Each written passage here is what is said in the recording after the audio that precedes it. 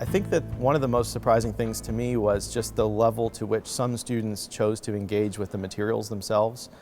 I would present concepts in my class in a fairly introductory manner, and quite a lot of students will take those concepts and go find papers and related videos and other items and bring them up in discussion, and we would go much deeper with the subset of the course into topic areas that I just had no idea people would be interested in. The other is the quality of some of the student inputs.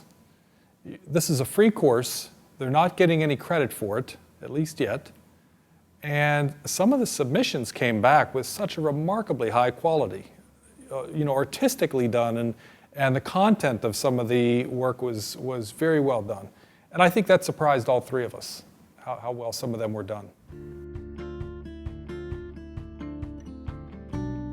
The other thing is that it's really affected the way that I think about the instruction that I do on campus. It really showed me the value of pre-production, of thinking in advance about how you're going to present an entire body of content, not just the next lecture. Working with Susan Russell, the professor of theater we worked with for almost a whole year, really changed our whole image of what teaching is about. I think prior to that, we were all three engineering faculty, and we all used interactive methods in our classroom. But we came to see ourselves not so much as conveyors of information as inspirers, people who create dreams and then summarize the message, simplify, clarify, and focus. That's what she told us to do.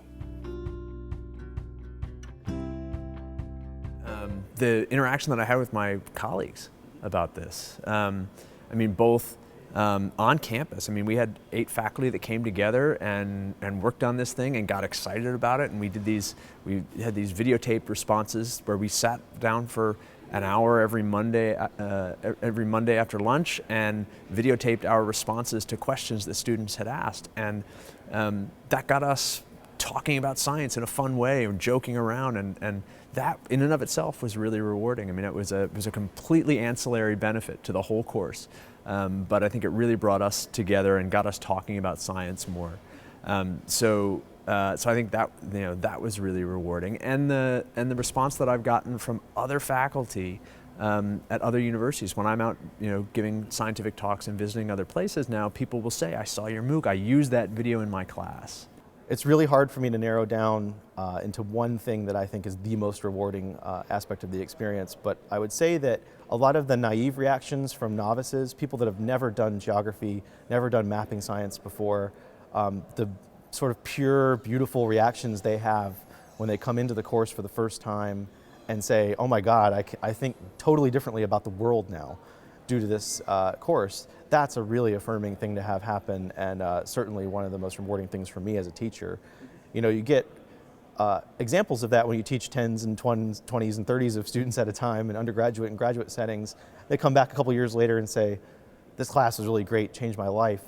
And that process is sped up exponentially in a MOOC, where within 24 hours you have somebody telling you, "I had never thought about the world this way before, so thank you." And that's really rewarding.